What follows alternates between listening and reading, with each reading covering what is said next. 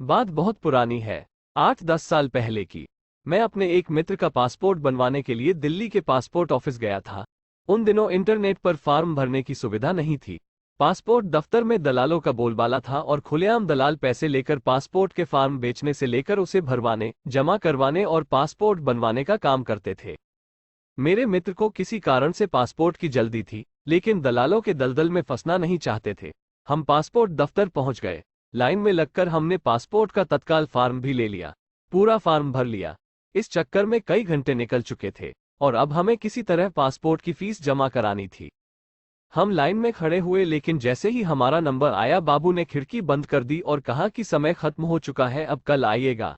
मैंने उससे मिन्नतें की, उससे कहा कि आज पूरा दिन हमने खर्च किया है और बस अब केवल फीस जमा कराने की बात रह गई है, कृपया फीस ले लीजिए। बाबू बिगड़ गया, कहने लगा, आपने पूरा दिन खर्च कर दिया तो उसके लिए वो जिम्मेदार है क्या? अरे सरकार ज्यादा लोगों को बहाल करे। मैं तो सुबह से अपना काम ही कर रहा हूँ। मैंने बहुत अनुरोध किया पर वो नहीं माना।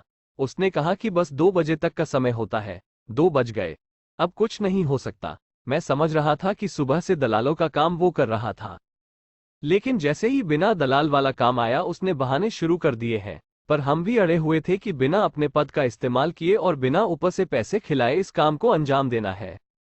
मैं ये भी समझ गया था कि अब कल अगर आए तो कल का भी पूरा दिन निकल ही जाएगा, क्योंकि दलाल हर खिड़की को घेर कर खड़े रहते हैं और आम आदमी वहां तक पहुंचने में बिलबिला उठता है। खैर, मेरा मित्र बहुत मायूस हुआ और उसने कहा कि चलो अब कल आएंगे। मैंने उसे रोका, कहा कि रुको, एक और कोशिश करता हूं। बाबू अपना थैला लेकर उठ चुका था। मैंने कुछ कहा नहीं, चुपचाप उसके पीछे हो लिया। वो उसी दफ्तर में तीसरी या चौथी मंजिल पर बनी एक कैंटीन में गया। वहां उसने अपने थैले से लंच बॉक्स निकाला और धीरे धीरे अकेला खाने लगा। मैं उसके सामने की बेंच पर जाकर बैठ गया। उसने मेरी ओर देखा और बुरा सा मुंह बनाया। मैं उसकी ओर देखकर मुस्कुराया। उससे मैंने पूछा कि रोज घर से खाना लाते हो? उसने अन्य से कहा कि हाँ, रोज घर से लाता हूँ। मैंने कहा कि तुम्हारे पास तो बहुत काम है, रोज बहुत से नए नए लोगों से मिलते होगे। वो पता नहीं क्या समझा और कहने लगा कि हाँ, मैं तो एक से एक बड़े अधिकारियों से मिलता हूँ। कई आईएएस, आईपीएस, विधायक और न जाने कौन कौन रोज यहाँ आते हैं। मेरी कुर्सी के सामने बड़े बड़े लोग इंतजार करते हैं।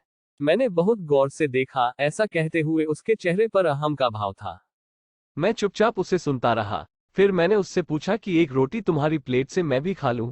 वो समझ नहीं पाया कि मैं क्या कह रहा हूं। उसने बस हाँ में सिर